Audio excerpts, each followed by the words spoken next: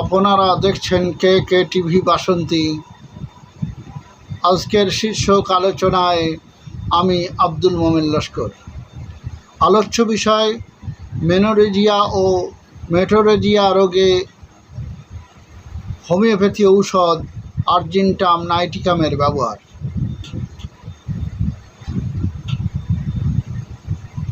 অতিরিক্ত ঋতুস্রাব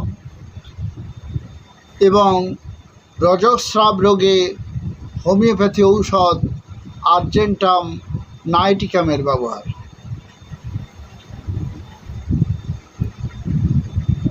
বেশি বেশি করে দেখতে থাকেন হোমিওপ্যাথি ঔষধ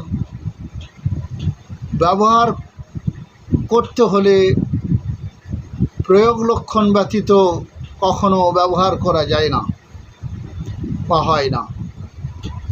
তাই মনোযোগ সহকারে বারবার করে দেখে ঔষধের প্রয়োগ লক্ষণগুলি হৃদয়ঙ্গম করে নেওয়াই একান্ত পরিহার্য।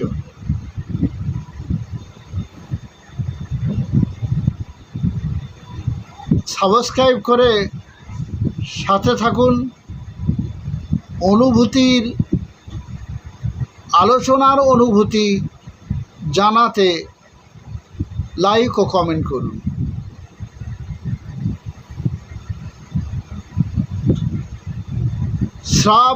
রক্তস্রাব অতিরিক্ত থাকেই তো থাকে। মেনোরেজিয়া ও মেটোরেজিয়া রোগের যেসব সাধারণ লক্ষণগুলো বর্ণনা দিয়েছি তার সবকটিই থাকে।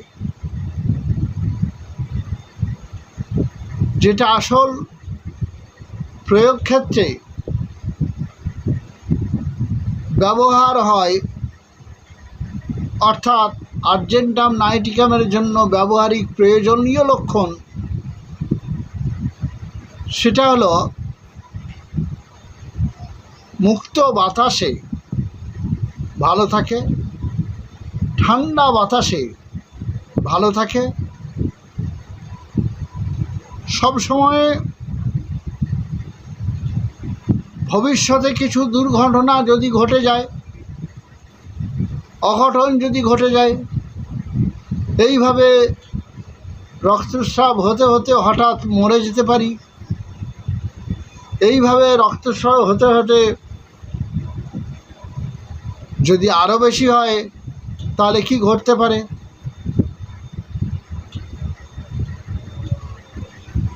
বা কোথাও যাওয়ার আগে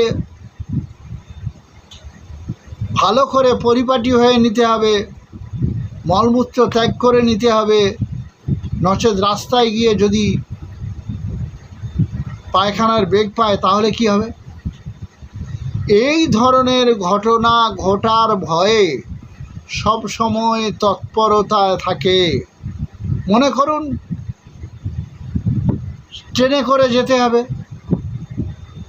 ট্রেন ছাড়বে 10:10,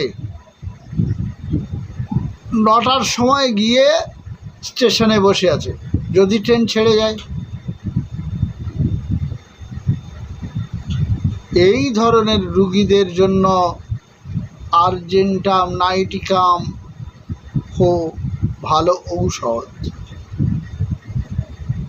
সর্বদাই ঢেকুর ওঠে,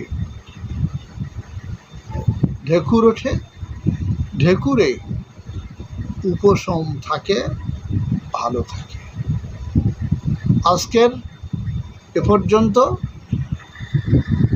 ধন্যবাদ আপনাদের।